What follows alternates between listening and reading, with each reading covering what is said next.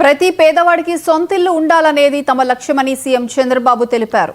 2029 నాటికి దీనిని సాకారం చేసే విధంగా పనిచేస్తామని అన్నారు.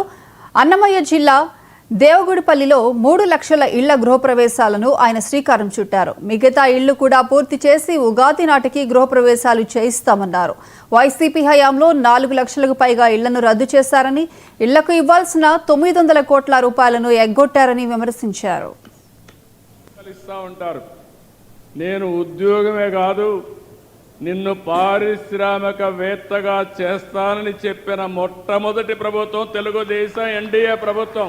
మళ్ళీ హామీ ఇస్తున్నా, సంక్షేమం, అభివృద్ధి, సుపరిపాలనతో ఏపీ బ్రాండ్ని మళ్ళీ బిల్డప్ చేస్తానని నేను ఆ రోజు చాలా స్పష్టంగా చెప్పాను. అది ఇప్పటికి కూడా మీకు జ్ఞాపకం ఉంటుంది. ఇంకో పక్క పెట్టుబడులు తెచ్చి 20 లక్షల మందికి ఉద్యోగాలు ఇస్తామన్నాం. 20 లక్షల మందికి ఉద్యోగాలంటే చాలా మంది అవహేళన చేశారు. ఆ దిశగా ఈరోజు మనం ముందుకు పోయే పరిస్థితికి వచ్చింది. గత పాలకుల విధ్వంస విధానాలతో పరిశ్రమలు మూతబడ్డాయి, పారిశ్రామికవేత్తలు పారిపోయారు.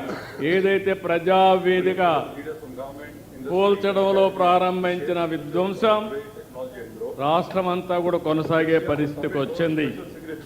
దాంతో ఈరోజు ఆదాయ వనరులు లేకుండా రాష్ట్రం అన్ని విధాల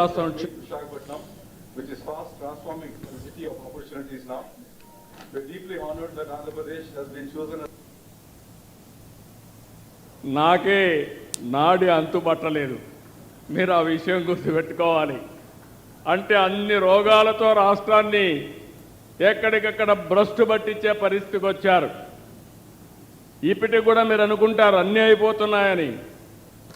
చాలా కష్టపడుతున్నాం, అన్నీ చక్కదిద్దుతున్నాం. అందరూ ఉద్యోగాలు ఇస్తూ ఉంటారు. నేను ఉద్యోగమే కాదు నిన్ను పారిశ్రామికవేత్తగా చేస్తా